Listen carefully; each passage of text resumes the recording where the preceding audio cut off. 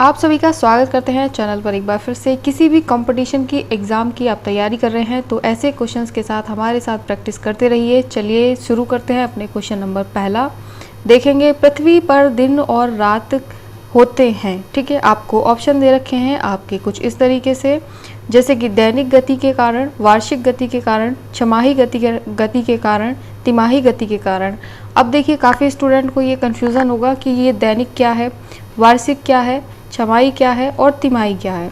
देखिए सबसे पहले आपको बता दें, जो दैनिक है इसका मतलब होता है डेली, ठीक है। यहाँ पर डेली से मतलब है। वार्षिक का मतलब होता है 1 ईयर, ठीक है। छमाही का मतलब है 6 मंथ, या आप उसे बोल सकते हो हाफ ईयर भी कह सकते हो।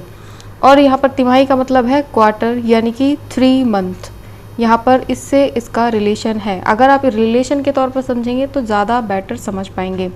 तो यहाँ पर पृथ्वी पर दिन और रात होते हैं, किस तरीके से होते हैं आप सभी को पता है बहुत ही अच्छे तरीके से। डेली यहाँ पर रूटीन चेंज होता है, डे भी आता है एंड नाइट भी आती है। तो दैनिक गति के कारण यहाँ पर दिन और रात होते हैं।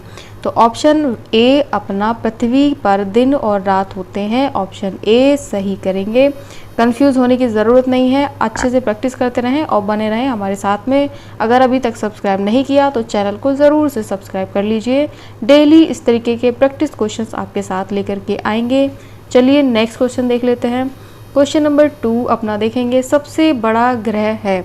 अब आपको यहाँ पर ग्रह के बारे में अच्छे से पता होना चाहिए, कौन सा ग्रह छोटा है, कौन सा ग्रह बड़ा है। अब देखिए यहाँ पर आपको जो ग्रह के नाम दे रखे हैं, बृहस्पति, पृथ्वी, यूरेनस, शुक्र। तो आपको यहाँ पर सबसे पहले ध्यान में रखते हुए हर चीज़ को अच्छी तरीके से पढ़ना है, यानी कि अपना क्वेश्चन भी पढ़ना है, अपने ऑप्शंस को भी देखना है। तो उसके अकॉर्डिंग यहाँ पर जो सुटेबल लगेगा उस ऑप्शन को आप सही करेंगे। तो सबसे बड़ा ग्रह आप सभी को पता होना चाहिए कि आपका बृहस्पति ग्रह सबसे बड़ा है। तो इसी को हम राइट करते हुए अगले क्वेश्चन की ओर देखेंगे। तो चलिए देखते हैं अपना क्वेश्चन क्या कहता है। सबसे छोटा ग्रह है। अब देखिए आपसे यहाँ पर पूछा गया था कि आपका सबसे बड़ा ग्रह कौन सा है, जिसमें आपने बृहस्पति को लगाया था टिक। यहाँ पर आपको सबसे छोटा ग्रह पूछा गया है, जिसमें आपको टिक लगाना है अपना बुध ग्रह, जो सबसे छोटा है। हमेशा ध्यान रखें बृहस्पति ग्रह सबसे बड़ा होगा और बुध ग्रह सबसे छोटा होगा। हमेशा ध्यान में रखते हुए आगे बढ़ेंगे, क्वेश्चन देखेंगे। और जिसने अभी तक कमेंट में जय हिंद नहीं लिखा वो जय हिंद ज़रूर लिख दें। क्वेश्चन नंबर 4, तो चलिए क्वेश्चन नंबर 4 देखेंगे अपना। 4 क्या कहता है, अगुलहास धारा किस महासागर में बनती है। तो ऑप्शन आपको दे रखे हैं, प्रशांत महासागर, हिंद महासागर, आर्कटिक महासागर या अन्य। तो यहाँ पर जो आपको ऑप्शन लगाना है वो लगाना है आर्कटिक महासागर। अगुलहास धारा हमेशा आर्कटिक महासागर में बनती है, ध्यान रखेंगे, हमेशा कंफ्यूज होने की ज़रूरत नहीं है। देखेंगे क्वेश्चन नंबर 5। क्वेश्चन नंबर 5 हमारा क्या कहता है वो भी देख लेंगे। क्वेश्चन नंबर 5, पृथ्वी का सबसे भीतर वाला भाग कोण किसका बना होता है। अब देखिए यहाँ पर बहुत ही इम्पॉर्टेंट क्वेश्चन है, क्योंकि ऐसे क्वेश्चंस काफ़ी बार पूछे जाते हैं आपके कॉम्पिटिटिव एग्ज़ाम में और आप कभी भी उन क्वेश्चंस पर ध्यान नहीं देते जो इस तरीके के होते हैं। तो यहाँ पर जो ऑप्शन आपको दे रखे हैं, ऑप्शन देखेंगे, तांबा और जस्ता, निकेल और तांबा, लोहा और जस्ता, लोहा और निकेल। तो ये आपके ऑप्शंस दे रखे हैं। तो पृथ्वी का भीतर वाला भाग कोण किसका बना होता है, ध्यान रखेंगे, हमेशा लोहा और निकेल का बना होता है। लोहा और nickel is the right answer, ठीक है। चलिए नेक्स्ट क्वेश्चन देखेंगे। क्वेश्चन नंबर 6, मैग्नीज के उत्पादन के लिए दूसरा स्थान भारत रखा गया है, तो प्रथम स्थान पर कौन आएगा। तो क्वेश्चन नंबर हमेशा यहाँ पर 6 का अगर आपको ये क्वेश्चन कहीं मिल जाए तो रूसी संघ आंसर आपको लगाना होगा, ये आपका राइट आंसर होगा। चलिए नेक्स्ट क्वेश्चन देखेंगे। क्वेश्चन नंबर 7, निम्नांकित में से कौन देश कोयला का सबसे बड़ा उत्पादक है। अब आपको बताना है कौन देश सबसे ज़्यादा उत्पन्न करता है कोयला, ठीक है। सबसे ज़्यादा उत्पादन कहाँ पर पाया जाता है, कहाँ होता है। तो ध्यान रखें, हमेशा अमेरिका को टिक करेंगे, इसको करेक्ट आंसर बोलेंगे, ठीक है। अपना जो कोयले का सबसे बड़ा उत्पादन देश है वो आपका अमेरिका है, हमेशा याद रखें ऐसे ऐसे क्वेश्चंस को।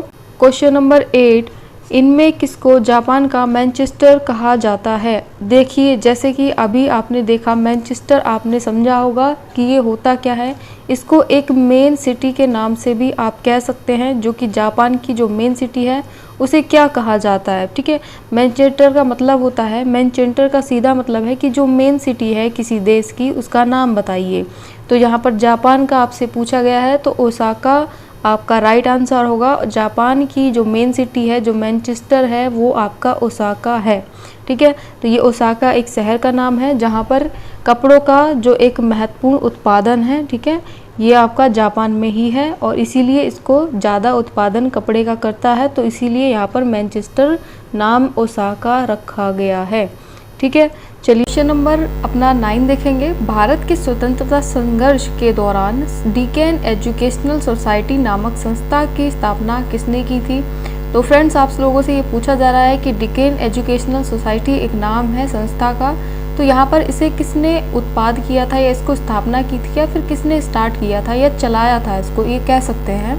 तो आपके जो ऑप्शंस हैं उसके अकॉर्डिंग आप देखेंगे जवाहरलाल नेहरू, रविंद्रनाथ टैगोर, बाल गंगाधर तिलक या फिर व्योमेश चंद्र बनर्जी, ठीक है। तो यहाँ पर जो आपका आंसर सही होगा वो होगा आपका बाल गंगाधर तिलक, क्योंकि यहाँ पर देखिए साफ साफ आपसे पूछा गया है, एक इस सोसाइटी का नाम दिया है, ध्यान रखें हमेशा सोसाइटी के नाम से आप कंफर्म करेंगे। यहाँ पर डिकेन एजुकेशनल सोसाइटी के बारे में पूछा है तो हमेशा बाल गंगाधर तिलक का नाम आप सुनेंगे, हमेशा ही सुना होगा।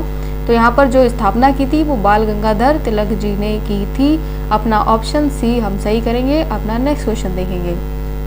1857 के गदर के समय भारत का गवर्नर जनरल कौन था? अब यहाँ पर आपसे क्वेश्चन पूछा गया है 1857 के गदर के समय भारत का गवर्नर जनरल कौन था? आपसे क्वेश्चन डायरेक्टली पूछ लिया गया है, कभी भी आपसे पूछा जा सकता है। तो इस तरीके के जो क्वेश्चंस हैं वो आप किस तरीके से सॉल्व करेंगे? अपना पहले तो अच्छी तरीके से हिस्ट्री का जो पोर्शन है वो आप पढ़ेंगे, ठीक है। हिस्ट्री के पोर्शन से काफ़ी सारे क्वेश्चंस आ जाते हैं, जो अपनी प्रीवियस की हिस्ट्री है, ठीक है, उसको अपना क्लियर करेंगे। तो इस क्वेश्चन का जो आंसर है वो राइट आंसर होगा लॉर्ड कैनिंग, ठीक है। हमेशा ध्यान रखें 1857 के गदर के समय भारत का गवर्नर जनरल कौन था? लॉर्ड कैनिंग, ठीक है, लॉर्ड कैनिंग आपका यहाँ पर राइट आंसर होगा। तो चलिए फ्रेंड्स, 10 क्वेश्चन के साथ वीडियो समाप्त करते हैं। हमेशा डेली आपके साथ में 2 वीडियो शेयर करेंगे, एक मॉर्निंग में और एक आपका इवनिंग में, जिसमें आपको मोस्ट इम्पॉर्टेंट क्वेश्चन देखने को मिलेंगे आपके जीके से रिलेटेड, और जो कि हमेशा कभी भी आपको छोड़ना नहीं है, एक एक वीडियो आपको देखना है। क्योंकि अगर आप 10 क्वेश्चन यहाँ पर सुबह प्रैक्टिस करेंगे, 10 क्वेश्चन शाम को प्रैक्टिस करेंगे, तो आपकी डेली आप 20 क्वेश्चन की प्रैक्टिस कर रहे हैं, तो इसका एवरेज अगर आप निकालेंगे तो साल भर में आप अपनी जीके पूरी अच्छे से प्रिपेयर कर सकते हैं। तो चैनल को जल्दी से सब्सक्राइब कर लीजिए, बेल आइकन प्रेस कर दीजिए। और thanks for watching dear friends. फिर मिलते हैं एक नए मज़ेदार वीडियो के साथ में, तब तक के लिए नमस्कार। जय हिंद ज़रूर लिखें, जय हिंद ज़रूर लिखें, भारत होने पर गर्व करें। जय हिंद फ्रेंड्स। कमेंट में जय हिंद ज़रूर लिखें।